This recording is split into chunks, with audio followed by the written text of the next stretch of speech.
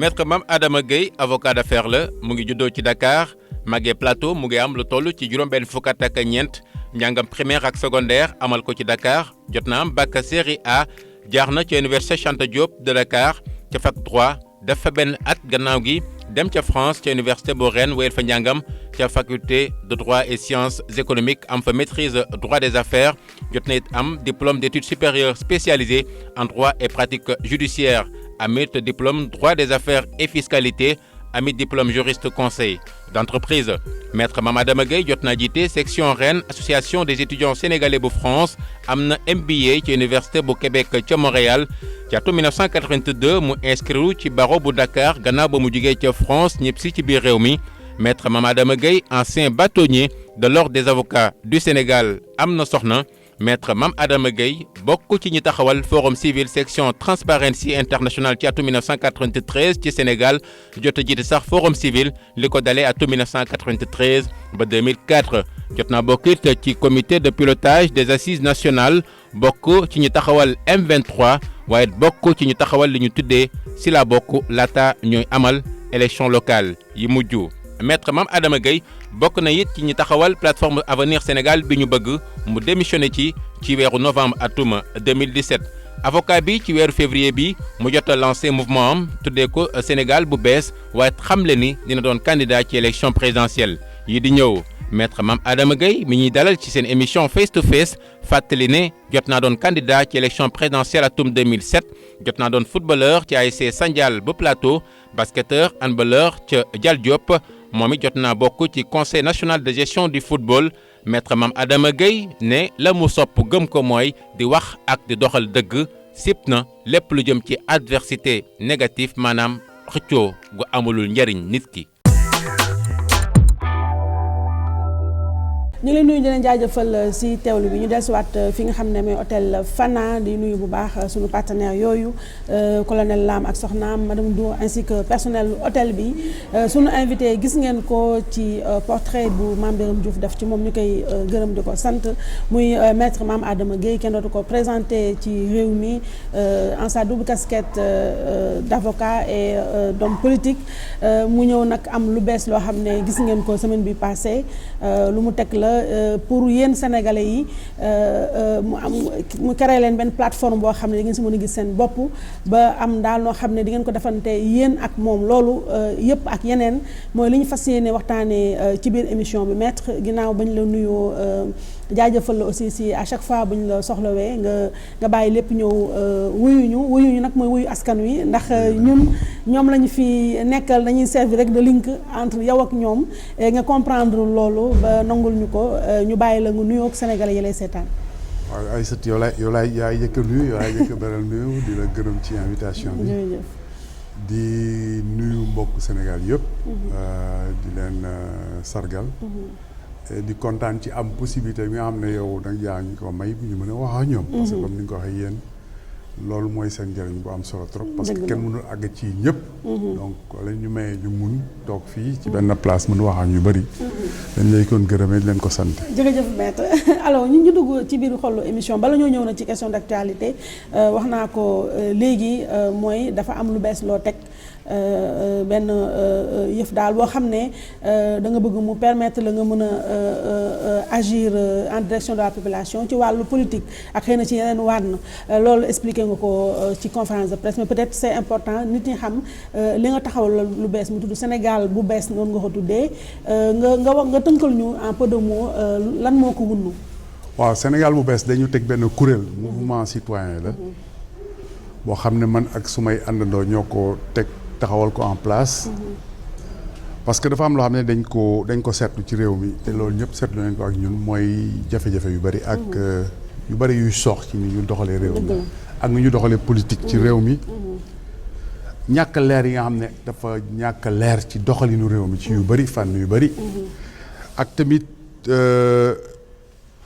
alternance yi fi amoon daf fi am ñaari alternance yu am solo parce que ba bi ñu ñëw 2000 socialistes yi dañ fi nekkoon 40 ans Ablaye Wade ñëw 2000 ñëpp jàpp ci maanaam ñu ëpp daal jàpp ci ba mu am alternance ñëpp am yaakaar bu rëy ci alternance boobu yaakaar tas ñu dem 2012 Macky Sall dellu si yaakaar amati. mobilisation bu rëy am. du dooleem rek ko may mu jaar. parce que doole yu bëri yu dajale moo tax mu jaar ba am 65%. ñu am ci yaakaar bu rëy. ànd ndax moom jàppale ko. dem ba ci kanam gis yaakaar yëpp tas. te ñun nag dañ fi nekkoon di yëngatu di xalaat di teg ci intérêt réew mi tey yutuwuñ si woon dara. bi ñu demee ba gis ne nag dañu si sonn trop muy si assise nationale di M23 di indi ay xalaat. te bu ñu demee ba cëppaandaw ba ñi tax bu ñu liggéey ba mu sotti ñi ko doon liggéeyal jël pouvoir bi bu ñu demee toog xalaat def leneen. loolu tax ñu ne nag jot na nag ñun loolu ñu yëngatu di ci xalaat ay ati at ñu teg kuréel boo xam ne dafay janox askan bi. ne ko nag ñun teg nañ ci ñu kuréel. dañu bëgg a ñaan réew mi ñu dénk ñu réew mi pour ñu li ñu xalaat di ko dox ba tey. ñu jëf ko. parce que yaakaar bi dafa tas kóolu te amatul. ñoo leen nag ñun de li ñu di liggéey ngeen gis ko ay ati at. teg nañ kuréel boo xam ne boo leen ñu mayee seen baat. seen yaakaar boobu tasoon. dañu taxaw ba li ngeen yaakaar ñu mën ko def mën ko jëf. loolu moo indi plateforme bi ñu tuddee Sénégal bu bees loolu tax ñu tuddee ko Sénégal bu bees. parce que réew mi. dañ ko war a beesal. parce que 57 ans. depuis 60. 58 ans pratiquement ñu ngi am indépendance. doxalin bi benn la. te njariñ bi gisuñu ko pour askan bi. moo tax ñu ne Sénégal foog ñu beesal ko moo tax ñu ne dañuy def Sénégal bu bees. loolu mooy indi tur bi. d'accord mais maître Sénégal bu bees mouvement citoyen la bu ñëw fekk si yeneen mouvement citoyen. nga xam leen ma xam ko sénégalais yi face à de floraison de mouvement boobu yow naka la mën a sénégalais bu toog ne si këram naka la mën a ràññee Sénégal bu bees bi nga jiite ak yeneen yi lan mooy différence bi. waaw ñi yëngatu ci kuréel yooyu bokkuñu. mouvement yi mën na bari waaye ñi ci yëngatu bokkuñu. man yaakaar naa sénégalais yi bu ñu seetloo ñi yëngatu ci kuréel du ko kuréel rek kuréel bu nekk dafa am ñu ci nekk am ñu ci yëngatu. am ay jaar-jaar. loolay permettre situation yi mën def différence. ñu ne tel kuréel ñu ne ñana fa nekk. ñu seet seen jaar-jaar bu ñu ne beneen kuréel ñu seet seen jaar-jaar. ñu yaakaar ne nag wax dëgg yàlla li ñu fiy yëngatu ñaar fukki at ak juróom ba tey. wax dëgg yàlla bu ñu tegee nag kuréel. buñ ñu si mandargalee jiital ñu ci. dina war a mën a permettre sénégalais yi ñu def différence ak yeneen kuréel yi. loolu la ñu yaakaar. mais nag maître yow ak sa jaar-jaar bi nga am ci politique ak tamit si benn wàll bi nga xam ne quand même observateur nga fi mu mel ne xam nga différence entre mouvement citoyen ak parti politique. tey jaar nga ci ay mouvement citoyen yu bari donc tey lu tax ba léegi sauteguloo le pas pour créer un parti politique carrément. waaw parti politique forme la rek. forme organisation la. yoon moo tëral naka la nit demee ci politique wala. parti politique moom la ñu gën a xam moom la ñu gën a miin. comme constitution bi ne ñoom ñooy yëngatu ci politique. constitution bi terewul keneen ku nekkul ci parti yëngatu ci politique. te li tax man parti bugguma ko trop. c'est que bugguma parloo. boo ne parti rek tëj nga. parce que mooy yow da nga def sa kuréel xam nga bu ñu ne parti ci français mooy wàlla. waaw parloo. te man parloo intéressé wu ma loolu moo tax affaire parti te tamit buñ ko seetloo ba seetlu ko. du Sénégal rek àdduna bi yëpp. parti fi mu nekk. li tubaab di wax dañu atteindre seen limite dem nañ ba sës. ñoom ñoo fi nekk yàgg fi lool taxul. seen taxawaay amal njariñ population yi. te tamit dafa am lu ñu mandargalee ñu dugg ci parti. def politique liggéey. di ci yëngatu di si wut seen teraanga. di wut seen intérêt. ñoom ak seen ñoñ ñi ñu bokkal parti. loolu tamit du lu ma neex ci démarche. moo tax bugguma d'utiliser notion parti politique. waaw loolu moo tax bëgguma utiliser concept. sànq yaa ngi wax ne notion de mouvement à la différence des partis politiques mi ngi jëm ca kanam fi nga xam ne les partis traditionnellement connus ñi ngi connaître quand même benn recul bu am solo foofu boo ko waxee dañuy xalaat li xew France nga xam ne Emmanuel Macron mi jiite réew mi léegi mouvement la fi créé tuddee ko En Marche mais bu ñu ñëwee Sénégal fii gisaguñ fii. ci histoire récente passée présente mouvement boo xam ne président boo xam ne mouvement moo ko porté dañuy wax fii ne Sénégal suñu sociologie moo demee noo xam ne électeur bi voté moom parti traditionnel yi moo gën a dal xelam que mouvement. wóoru ma ne parti traditionnel ñoo gën dal seen xel. te puis tamit boo seetloo Sénégal tamit xam nga bi ñu door di créer forum civil 92 93. kenn xamuloon sax luy société civile. waaw dëgg la. tey kan mooy poser la question lan mooy société civile. donc ça veut dire que am na quand même évolution. évolution société nag du luy gaaw. processus yu yéex la. loolu moo tax gëmuma ne le fait que nit ñi di voter parti dafa ne ñoo daal seen xel. dafa fekk boo demee marché la nga fa fekk ngay jënd. dëgg la. bu ñu nee élection parti la ñu gis ñu dem jël parti la ñu jël. di mën nga ma tontu sax ne waaw mais am na élection yoo xam ne am na ay indépendants yu fa demoon taxul ñu voté lu ñu parti yi. man la wax nga dëgg parce que loolu li dafa am leneen lu ko indi. marchandise tamit doo toog ba ñëpp lal seen marchandise. yàgg fa nga ñëw ba marché bi di pare tas nga ñëw ne da ngay teg sa marchandise. dëgg la. looloo tax bi yoon. ñu teel a jóg. des na lu mat at ci élection bi. moo tax ñu teel a jóg parce que am naa ci expérience. en 2007. loolu moo ma dalal.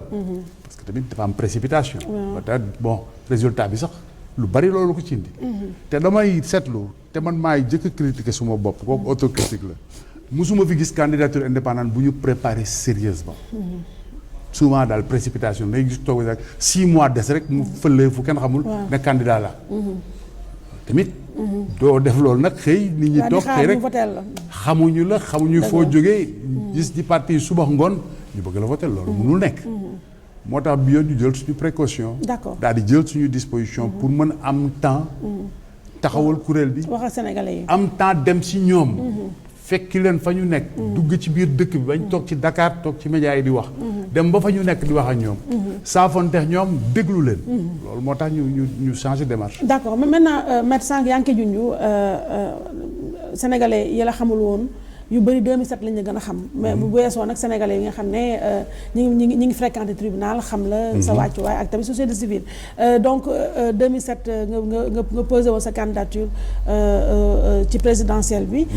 2012 jaar na fi posé woo ko tey 2019 di dëgg ma wax nga léegi da nga changé démarche mais bu ñu delluwaatee ginnaaw parce que ñu mel ni jàpp ne xëy na ak na mu demee woon 2007 moo la comme ni ma chargé créé le frate moo la xaw a décevoir ba nga xam 2012 dugaloo woon maintenant est-ce que am nga temps penser les blessures l'ego et tout ça. traumatisme bi ba 2010 nga taxawaat. ay surtout loolu amul benn affaire ego. xam nga wax naa la ko ku nekk xam nga sa bopp. dëgg la ba may dem 2007 na ma ko defee. gëm naa ne ak du recul. defuma ko na ma ko waroon defee. wax dëgg yàlla dafa de ñun ñëpp ay on est objectif. xataay bi ni mu demee woon. te puis dafa am leneen nag ay surtout man bu may def damay def ne parce que gëm naa ne war naa def. loolu taxoon ma def. am naa ci nag expérience. 2012 tax peut-être defuma ko. 2012 proposé nañ ma ko parce que nekkoon naa ci kuréel. ñu ne ma proposé ma ne du ma ko def. parce que gisoon naa dynamique bu intéressante ñu nekkoon ci assises yi. ba ma ne léegi war nañ mën a am candidature bu baax. M23 ñëw tamit ñu gis dynamique bi développé woon. Macky Sall fël si ñu jàppale ko mu dem. ñu taxaw ci pour wax la rek du question personnelle. ne def naa ko 2007 foog ma taxaw 2012 donc non du question personnelle. question contexte la ak opportunité. contexte 2012 bi yaakaaroon naa dynamique boobu soxla wu ma présenter sama candidature. contexte bii nag dama yaakaar ne loolu war naa ko mën def. parce que dañu toll benn tournant. ñu essayé lépp. ñi fiy woote ñëpp tey. ci ñu wax nañ jóge ci classe politique traditionnelle bi ñoom ñëpp mos nañ leen. ñoom ñëpp mos nañ leen. ku nekk yor nga fi mbir mës nga fi yor mbir. gis nañ sa doxalin. ñooy nag ñun tamit jot nañu wan Sénégalais yi leneen lu wuuteel li ñu leen fi mës a wan. loolu moo tax ma def candidature bi tey puis tamit diggante 2007 ak 2017 bi day changé. waaw xam nga day changé parce que gis nga évolution dafay am. muy sa titre personnel ci man. di si Sénégalais yi. man ak yow mii 2007 ni ñu mel ak 2018 du benn. ça a changé du dëgg la.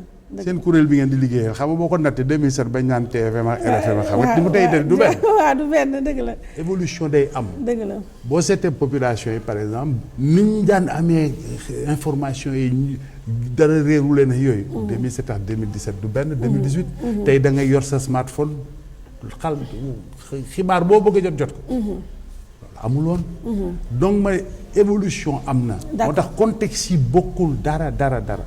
war na mën situation bu bees tàq la. non effectivement boo nee contexte évolué yow sa bopp évolué nga loolu dañ koy gëm parce que man en 2007 j'étais encore un peu plus jeune.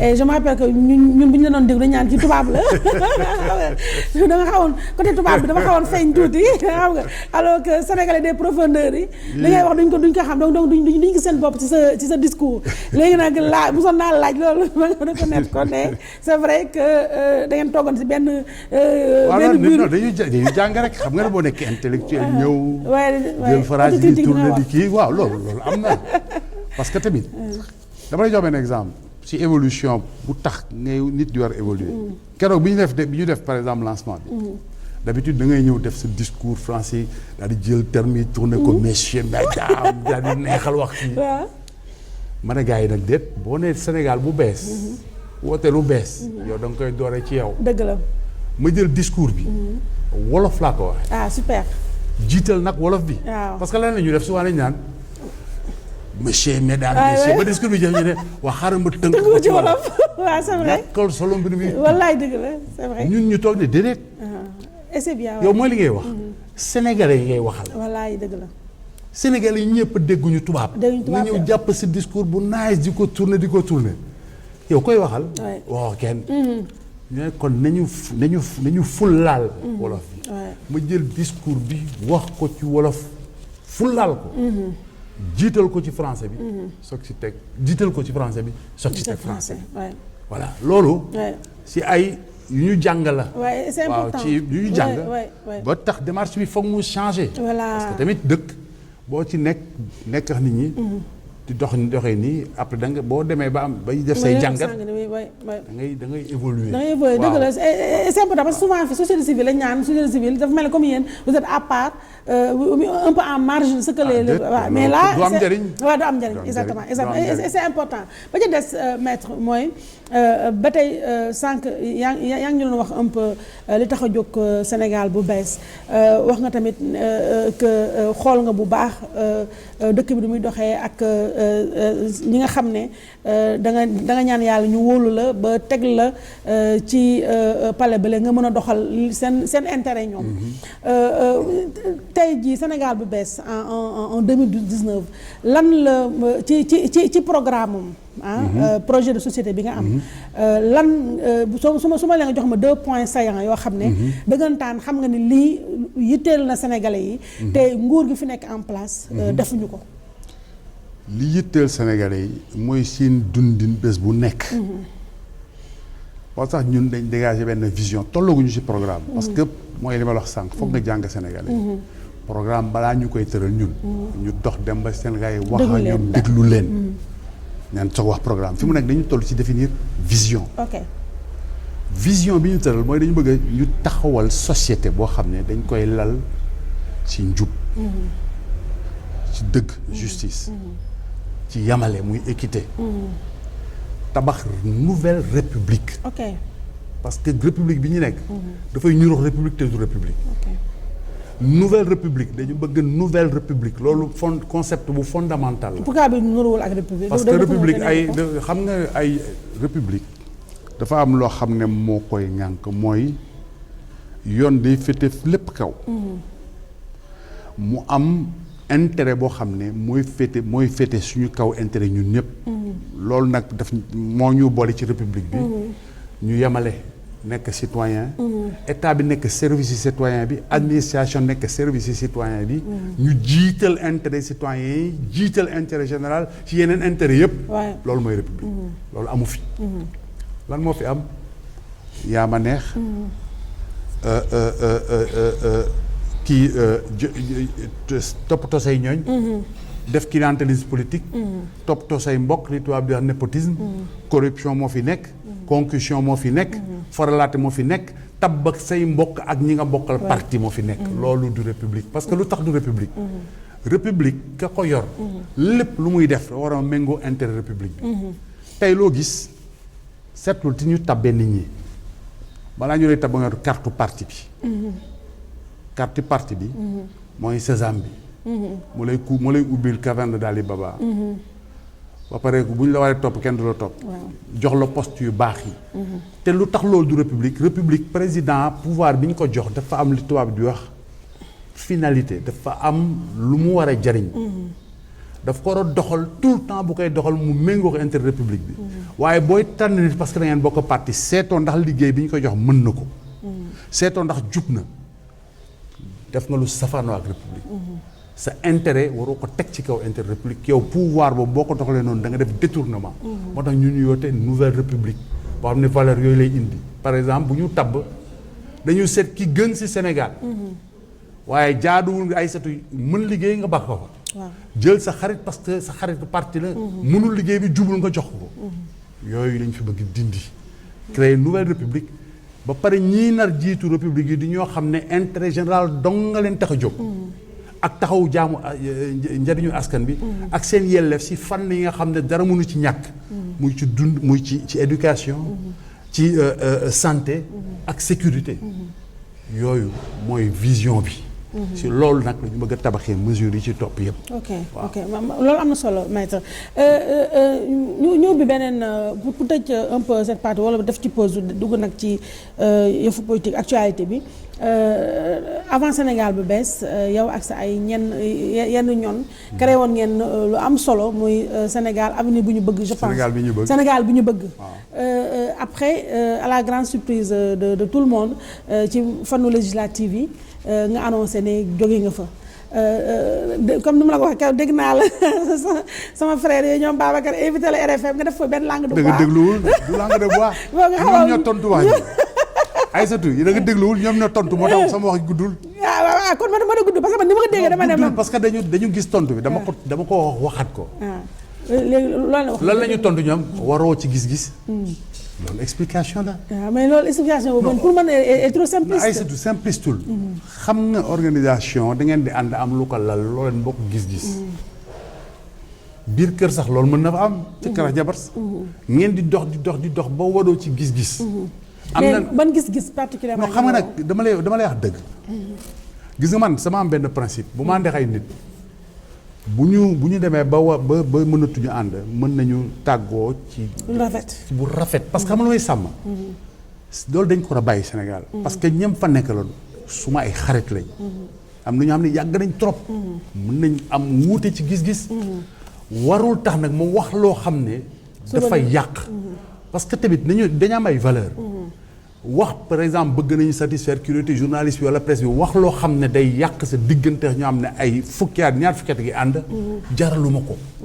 question de choix la moo tax mën naa wax xam nga waru ci gis-gis mooy dañu am ay divergence. waaw mooy terme générique bi. dañu am divergence. parce que loolu tamit. mais divergence yi moom ci ginnaaw am na ku ci génn wax ne.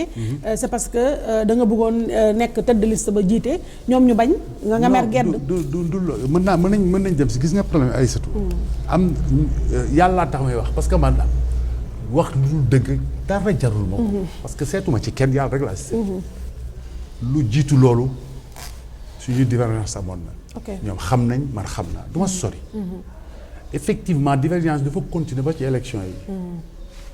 ni ñu defee ni ñu bëggoon constituer liste bi ànduma ci. effectivement parce que waroo ci gis-gis boobu moo indi ñu bëggee defee liste yi noonu ànduma ci. waaw mais est-ce que nekkul parce que yow da nga jàpp ne ña fa nekk ñeneen ña fa nekk bon honnêtement les gens oublient un peu leur nom que yow yaa leen ëpp notoriété que donc de facto yow yaa waroon nekk te de liste ba. non man waxeewuma ko noonu. mais noonu nga ko xalaatee politique non dama lay expliquer. politique dafa am ay principe rek.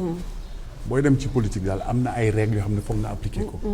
problème bi mooy man ba ñu demee ci différenciation xam nga mënoon naa def ñu bari di def. génn fii yóbbu fii ma dafa am ma ne leen dama leen di ñaan benn mbir. bu ma kenn def ci liste bi. loolu rek laa ñaan defuñu ma ci liste bi ma dem toog suñu ruq ba pare bàyyi nag waxu kenn dégguma ma wax ci période élection parce que mooy li ma la wax rek mënoon na fi kii yàq ma ne du ma wax dara loo xam ne dina yàq même liggéeyu liste bi. ma toog 2-3 mois ba mois de novembre laa def annonce bi. parce que bëggoon naa bàyyi yooyu yëpp passé. noonu rek la demee. mais daal li ma ci ëppal solo man tey fi ñu toll mooy bu fekkee da ngay liggéey dafa am loo xam ne mooy li am njëriñ man ci kanam lay xool. loolu trajectoire nit. muy yow muy man. di nga nekk ci trajectoire mu am ay accident de trajectoire. bu amee da nga koy arranger nu mu gën rafetee. nga dépassé loolu nag après xool ci kanam loolu nga xam ne amoon na regretté wu ma si dara nag parce que loo gis expérience su àdduna la. jàngat naa ci am naa ci expérience donc amu si benn regret étape la woon passé naa ko léegi maa ngi ci leneen loolu laa jàpp ba pare nag jàpp trop si sàmm sumay relation sumay diggante ak ñi ma ko seqaloon. waaw loolu c'est important et nangul nañu la ko kon ñu bi beneen mbir muy procès Khalifa Sall bi nga xam ne daanaka léegi ñu ngi si cëppaandaw ba bu weesoo avocat bi nga doon bu weesoo ancien bâtonnier bi nga nekkoon nee naa bu weesoo aussi observateur de la vie publique bi nga nekk homme politique bi nga nekk citoyen sénégalais nga aussi yaa ngi suivre comme ñun ñëpp procès bi est-ce que yow am na lenn loo xam ne choqué na la ci maanaam loolu gën a marqué ci de dérouler procès bi ba nii. gis nga xam dañu toogoon nii. waaw. fàttaliku nga. bu baax fële. ma leen ne man toog naa ak ay nit. waaw. laata ñu jàpp Khalifa ñu ne ma gars yi nañ ko jàpp dañ koy jàpp dañ koy. waaw te boobu xalaatuguñu ko dëgg la. waxoon naa la ko. bu baax waaw. teg si nag ñu gis affaire dañ ko patamee. musuma gis loolu man avocat la. patamee dossier bi mu gaaw a gaaw bu kenn musul gis.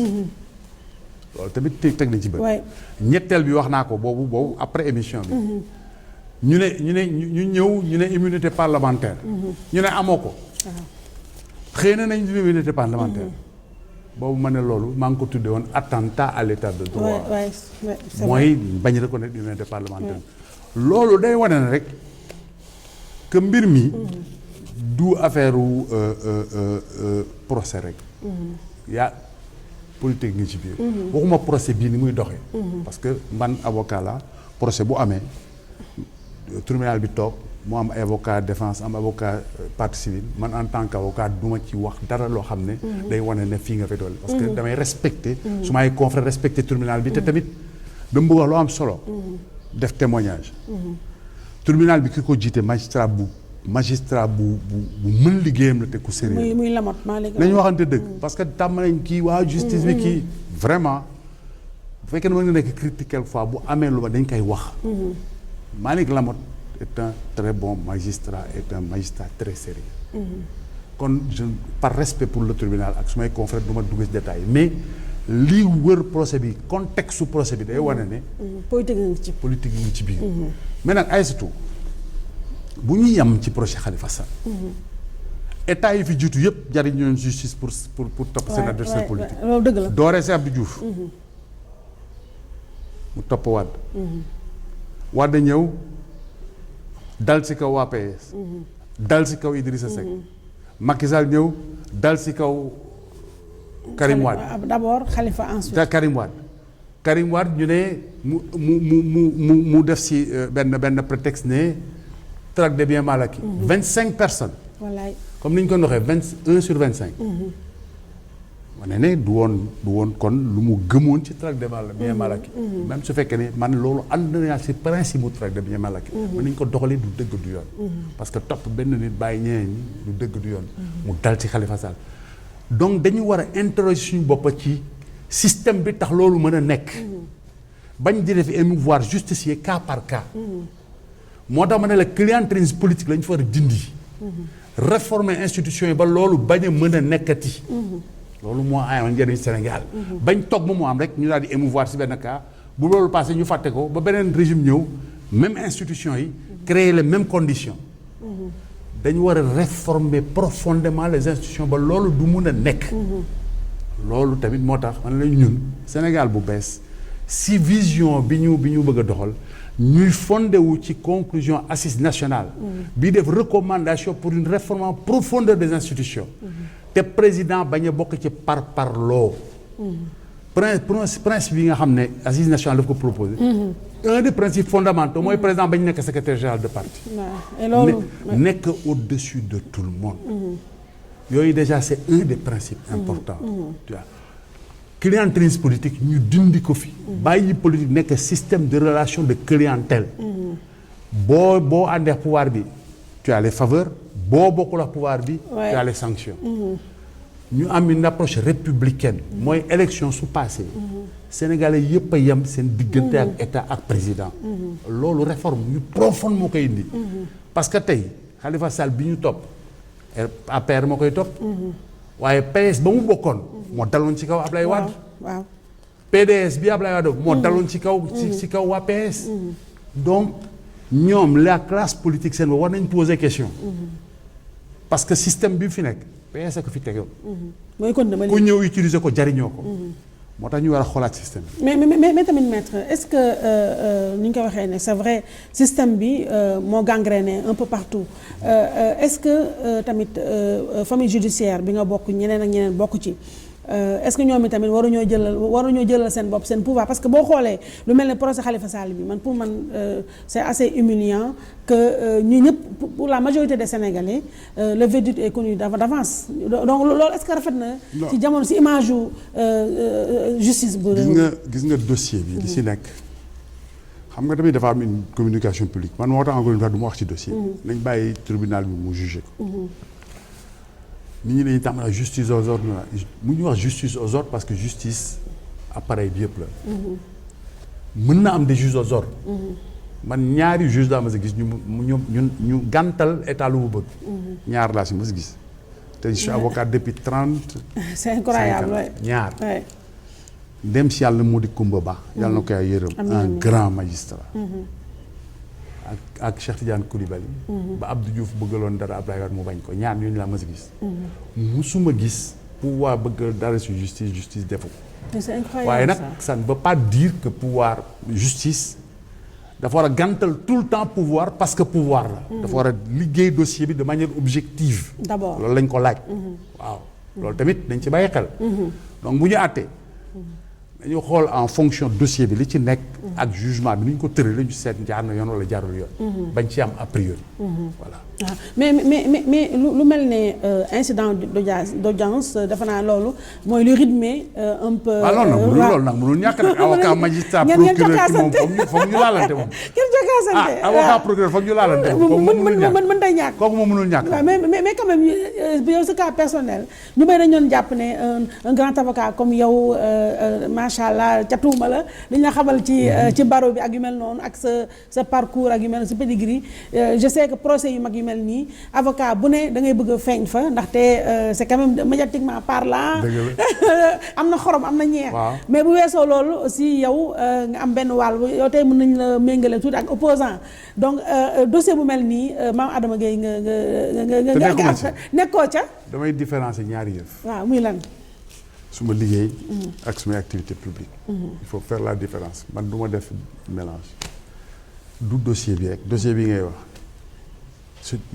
sàkku nañ ma dugg ci maa ci jéggalu bu ma dugg ci daal dama lay expliquer parce que loolu du si dossier bi rek principe la nag ku nekk sa principe bu ma ko waxee xam naa am nañu ci dul d'accord waaye du tere ma wax loolu maa ngi ko appliqué depuis boo nekkee forum civil xam nga defee bi nekkee forum civil di défendre le principe bonne gouvernance affaire lutte contre le détournement et cetera lépp lu laal affaire alalu état dama interdire suma bopp nekk ci avocat man maa ko décider suma bopp ñàkkul plusieurs fois proposé nañ ma ko mais xamal woon Mbaye ñu ne kii bu principe yi jotee mu toog ci rajo yeex télé yi di wax bu leen jotee bu jot buy tibboona reer yu bari jotee mu jël fàtte ça veut pas dire nag que ñama sàkkuma constitué pour ñoom dañu def wala defuñu xaw ma ci dara waaye man dama appliquer principe di tubaab di wax principe de précaution bañ dugg ci biir mu jaxasoo ñu wane ne suma client moo lekk mbir mi ma taxaw fa di ko wax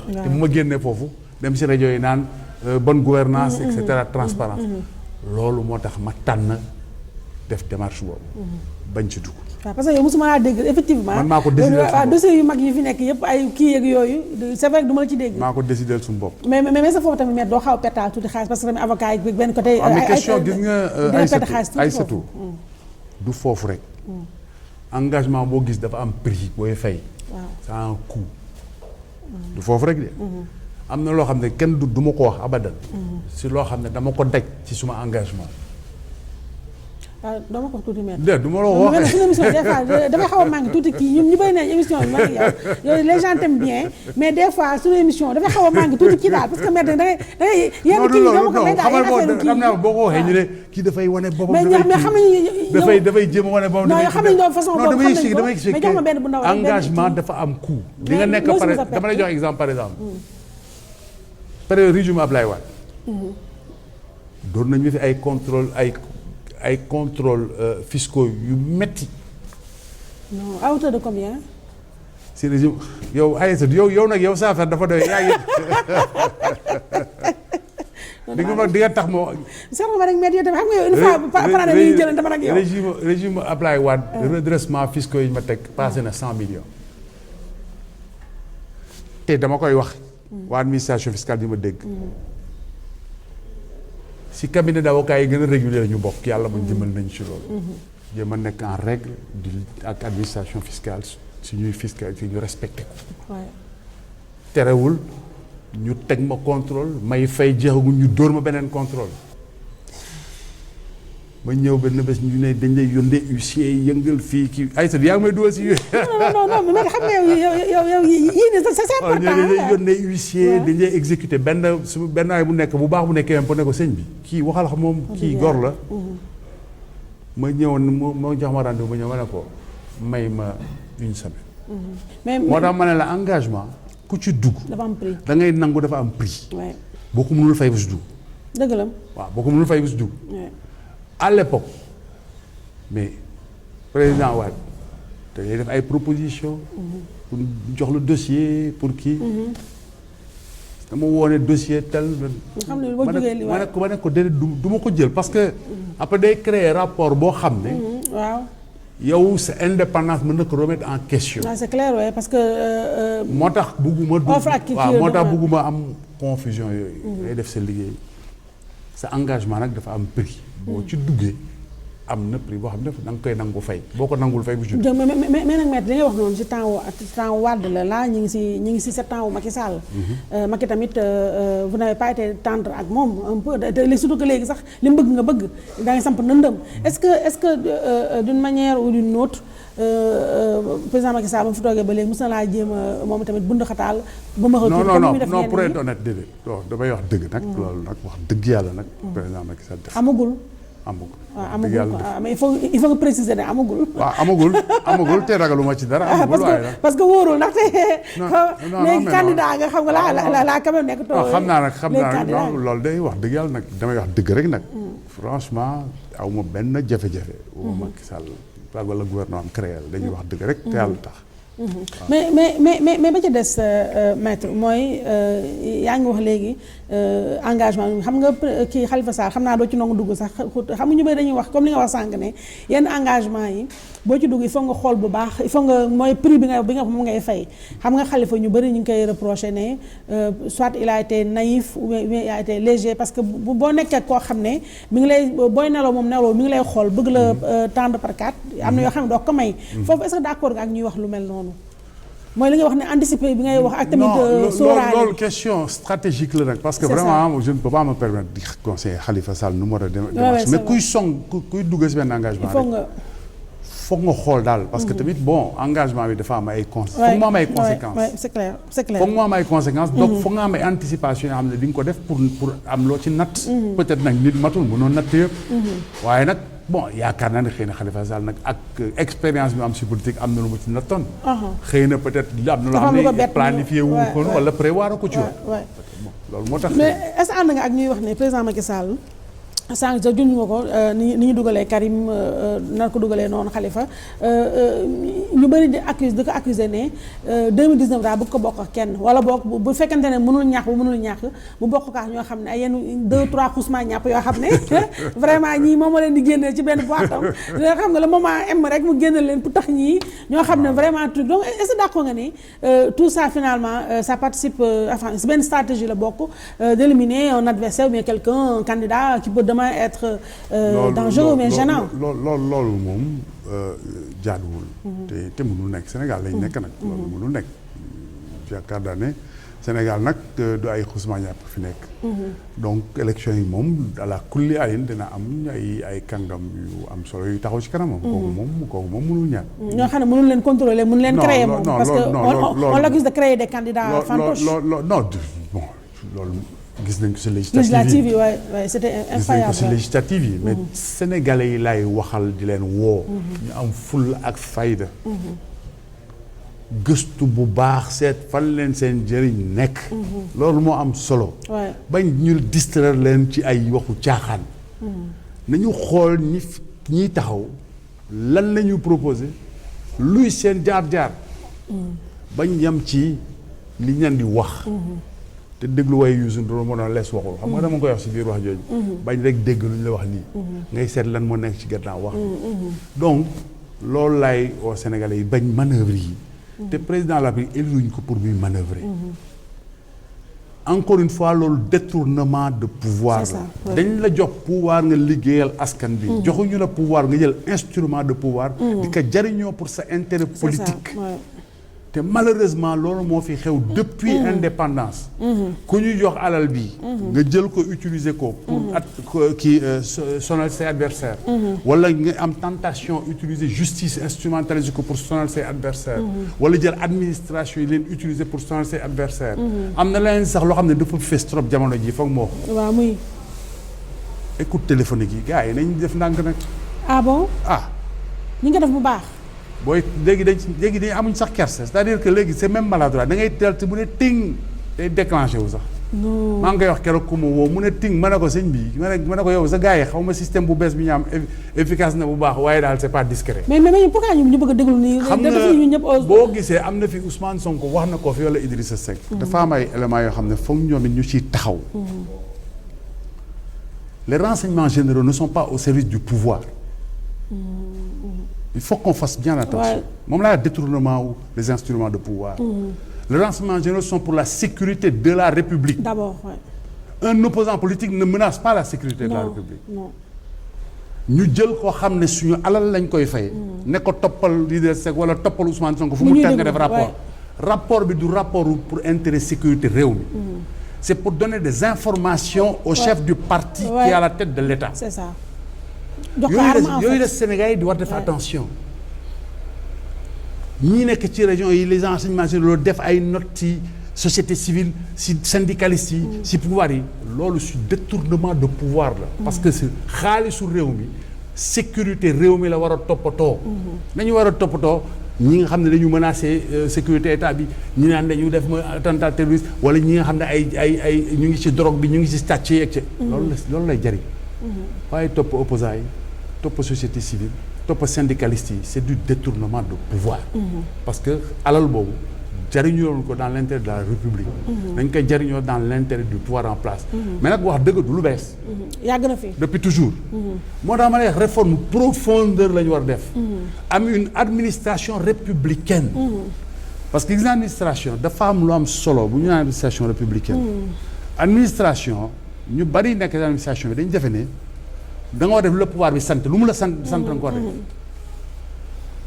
pouvoir bi dafa am lu ko féete kaw mooy république administration dafa war a jébbalu république li ñuy wax allégeance à la république am nag loyauté pouvoir bi fi nekk loyauté mooy ki ñu fal dans le cadre de ses fonctions lu mu la laaj te mu nekk dans le cadre de la loi da nga ko war a exécuter mais pour l'intérêt de la République bu la laajee leneen loo xam ne ci intérêt personnel am la bu dee administration républicaine waru ko nangu gis nga yooyu mooy les principes fondamentaux yoo xam ne buñ loolu ñun moo tax ñun Sénégal bu bees yooyu la ñu proposé pour changer réew mi indi nouvelle république république bu bees boo xam ne ci yooyu lay tënku pour dëkk bi man jaar ci yoon ñuy doxal dëgg ak yoon mais maître ñu doxal dëgg ak yoon ba ca des mooy mun a am tamit benn déggoo bu ñu xoolee ci ñi nga xamante ne ñooy jàkkaarloo ak président Macky Sall muy ñu mën a tuddee opposition bi jusqu'ici yaa ngi dégg ñu ngi jéem a làmbatu formule ba ñu koy tëral yaa ngi dégg ñii naan nañ def candidature multiple ñi naan candidature unique yow mi nga xam ne yow d'abord xam naa ne gars presque opposant nga mais xaw ma société civile nga nekk xaw ma na nga mun définir sa bopp maître ay surtout xam nga opposant la Macky Sall kooku ambition bu tuuti la j'imagine d'ambition je suis un opposant au président pour moi c'est pas une ambition moi je me mets au service de la nation dama gëm ne Macky Sall li muy doxalee pouvoir du yoon moo tax ma def proposition pour ne citoyens damay leen di laaj ngeen jox ma seen kaddu. dénk ma réew mi ma doxalee ko neneen. loolu mooy suma posture. du daal Macky Sall laa bañ na fi jógee. man loolu mooy suñu posture. moo tax pour man gis nga ñu naan candidature unique. loolu du finalité parce que candidature xam nga lan moo am sens su engagement ci élection. dafay tëdd ci programme.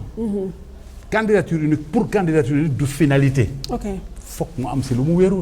da ngeen di déggoo ci li jariñu réew mi. pas déggoo si naka la ñu daaneele pouvoir bi loolu rek mënul toy. loolu yoon la mais c'est pas une fin en soi. c'est ça da nga fay jaar pour defar réew mi mais bu fekkee ne jiitaloo programme bi jiital daaneel pouvoir fi nekk. te dara nekkul ci gannaaw boo leen toogee tamit doo leen déggoo. loolu man du ma dugg ci genre yooyu. te boo dégloo de toute façon ñi ko seqoon ne nañ ñoom candidature unique c'est pas intéressant. donc débat boobu je pense que c'est pas un débat. c'est pas un débat bu tuuti léegi fi ñuy jeexale un peu avant dernière question bi moo jëm ci li ngay dégg ci justement élection yi di ñëw en tout cas ak la mu war a àndal yaa ngi dégg ñu naan ay parrainage nañ ko bàyyi buñ ko bàyyi yaa ngi dégg ñu naan caution bi léegi d'accord nañu ci wàññi ko wax ñaata la nar a nekk mooy affaire bi yaa ngi dégg gis nga léegi ni ubbi nañu révision en tout cas lépp loo xam ne dafa aju ci élection yi moo xam carte yeeg ñoom seen c'est du 1er au 30 avril donc yooyu noonu yëpp soo ma bëggee dëxëñal loo ma ci mën a tegal ci table bi. damay jiital dara. te bëgg a woo Sénégal yi yëpp ñu bàyyi ci xel mooy ali kala li gën a important nañ ko wax ñu régler ko balaa ñu wax leneen. jël nañ ci ñu 52 milliards defar ci ay carte d'identité ay carte d'électeur. nañu jox sénégalais yëpp seen carte d'identité ak seen carte d'électeur. sénégalais dañu am seen fulla ak seen fayda taxaw pour loolu régler. loolu c'est la première chose. pour man c'est le préalable à tout. léegi parrainage yi. parrainage yi dafa mel ni parti dañ ko ragal de. waaw. dafa compliqué de 35000. 35000 non waxuma 35000 ñun. ñoom lu tax bi ñu ko sasee teg ko société civile ba léegi di kenn déggu leen. waaw nga dëgg léegi ñu naan waaw c'est antidémocratique dañu Macky dafa bëgg a. arrangé wu. te loolu moo mës a existé 2007 dama wut ci 10 000 signatures. ñu ngi ciy ragal. tey bu fekkee ne dañ dem élection bëgg na dañu bëgg a fexe pour wàññi candidature man ànd naa ci def parrainage. en tout cas. du jaadu ñu yemale ko ci candidat indépendant nañ def lu leer. buñ koy dindi nañ ko dindil ñëpp. buñ koy teg nañ ko tegal ñëpp. te man dama ànd sax ñu teg ko parce que jaadu na nag. ku ne da nga bëgg a nekk candidat président de la république ñu ne nag waneel nag am na. loo tekki tuuti nag loo pesé. quand même waay. côté xaalis bi xam nga lu tax amul njëriñ. trafiquant de drogue mën naa am 200 millions. bu ñu nekk caution 200 millions. kooku du critère. donc du critère. critère bi nga xam ne moom ëppal solo mooy bu ñu nee 10 000 signatures nit dem 10 000 sénégalais inscrits signeel ko war nañ ne kii am na ay sénégalais yu voilà loolu critère bu ñu mën a dégg la man ànd naa ci. ñu appliqué ko ñëpp. moo gëpp valeur ñu ne xaalis benn nit dem ci benn trafiquant de drogue mu ne ko naa la jox mais bés boo nekkee président nag ma defal lii ak lii ak lii. kon loolu nañ ci réfléchir bu baax. te parti yi tamit nañu cohérent. bu ñu défendre démocratie nañ koy défendre en tout temps et en tout lieu. bu ñu ko toog défendre rek bu seen intérêt nekkee en jeu. waaw loolu moom c'est une bonne chose ba ca des mooy président Macky Sall qui est donc candidat à sa propre succession gis nga ko daanaka moom campagne am commencé na ko ndànk te waxul kenn dara ma ngay wër ma ngay tourner ma ngay inaugurer ay ceci inaugurer ay cela loolu yëpp di rek yëfu mag yoo xam ne daal day tax ba ñu bëri dañ ne président Macky Sall finalement dañ naa Abdoulaye Wade moo borom stratégie la mais dafa mel ne président Macky Sall moo ko dàqale xoolal na mu def ak allié mi waa benn bokk yaakaar xoolal na mu traité opposants yi d'accord nga ci ñi wax loolu. man de defoon naa bu ñu élire président dañ koy élire pour mu liggéey réew mi. waaw dañ ko pour mu ay ruse ak ay waaw man defoon naa loolu ay plan te puis vraiment war nañu gën a wekk Sénégalais yi. parce que président Macky Sall bañ ko élire léegi xam nga su fekkoon ne vraiment liñ ko doon doyee def na ko ba fii. soxlawul ay tournée économique yoo xam ne en fait c'est une campagne déguisée. te liñ ci seetlu mooy lan mu gën a nekk campagne déguisée suñu alal la ñu jël RTS topp ko fu mu nekk ñu filmer ko di ko wane suba ak ngoon privatise jël suñu média public jox ko benn directeur boo xam ne APR la jël Soleil jox ko benn directeur boo xam ne APR la ñoom c'est des militants actifs ñu topp seen secrétaire général fu mu dem ñu filmer ko te lépp suñu alal la yooyu mooy question yi nga xam ne c'est des questions fondamentales moom moo fi jóge tey aujourd'hui war nañu fu ñu wanee président dans certaines conditions jël RTS di ko wane comme ni mu amee France dafay am une idée équilibrée pour que RTS tamit jël opposition am nu mu leen wanee ak ñi nga xam ne am nañu wax président Macky Sall parce que alalu réew mi la du neexalaate c'est notre argent donc jaaduwul suñu xaalis ñu jël ko encore une fois du fait de détournement de pouvoir. loolu tam comme li ngay wax rek yàgg na fi. yàgg na fi mais ba tey moo tax ma ne la fondement wu réew mi la ñu war a seetaat charte yi la ñu war a seetaat def refondation pour loolu jóge fi. tant que dindiwuñ ko président bu fi ñëw dans les mêmes conditions jóge ci même sérail que politiciens yi il refera la même chose. alors dernière question il fera la même chose c'est dommage pour nous donc. non c'est pas dommage déet bu wax la ay sët xanaa yow da nga gis génn. waaw wax nga dëgg de.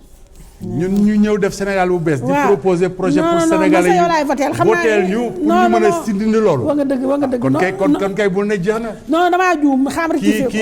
kii yaakaar jeexagul. moo tax ñu teel a jóg. pour mën teg ko Sénégalais yi gis ko mën ko ràññee ci proposition yi am le choix parce que loolooy problème. problème choix nag lañ. waaw pour ñu am le choix. moo tax nag maître li nga wax ni moom dama la siy ñaax.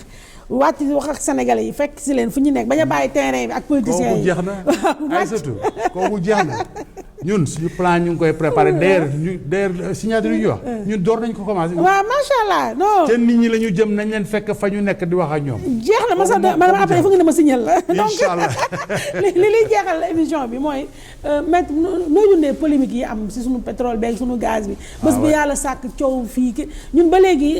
ay surtout xam nga lu ñu di lool.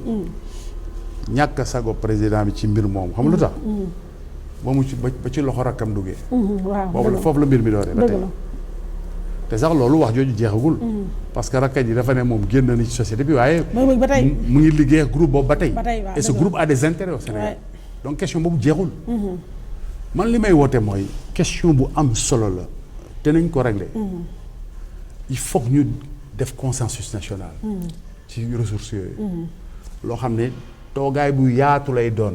moo tax ñun dañu def préconiser benn démarche bu ñu tuddee le consensualisme. am na ay questions fondamentales yoo xam ne ñëpp ci war a mën a déggoo. sàmm suñu alal. muy njariñu réew mi loolu waruñu ci wuute. tout dëgg am na question yu bari yoo xam ne waruñu ci wuute. kon ñu def ci consensus national man li may invité président de la République. na woo toutes les forces vives du affaire politicien rek. même par rapport au dialogue politique encore une fois loolu tax du sotti affaire élection du affaire parti politique rek affaire pétrole bi du affaire parti politique rek c'est l'affaire d'abord des citoyens donc nañu construire un consensus national président na woote un consensus national de manière objective élément wu yëpp ci mbirum pétrole ñu teg ko ci taabal bi ñëpp xam ko ñu construire un projet un consensus national muy déggoo boo xam ne Sénégalais yëpp ci déggoo mbir moom mu féete boor. waaw man loolu laa gis. non ni nga ko waxee noonu moom yàlla dal ci nopp yu baax te defe naa ne tamit Sénégalais loolu la ñuy xaar aussi maintenant Adama Gueye avocat ak tamit njiital mouvement citoyen bi di Sénégal bu bees sa émission jeex na. ñu bàyyi la nga tàggatoo ak Sénégalais yi la seetaan. Sénégalais yi daal xanaa di leen gërëm di leen sant. di sàkku si ñoom ne. dañu def Sénégal bu bees pour ñoom. ñun defaluñ ko suñu bopp. te dama giiñ ne keroog maa ngi wax sama discours. dama giiñ te yàlla xam nga koy giiñ yàlla fi ñu toog yàlla moo ñu wax. njariñu Sénégal rek moo ñu tax a jóg. du leneen. wutuñu si suñu njariñ wutuñu suñu àll wutuñu si tedd. lu ñu teddee.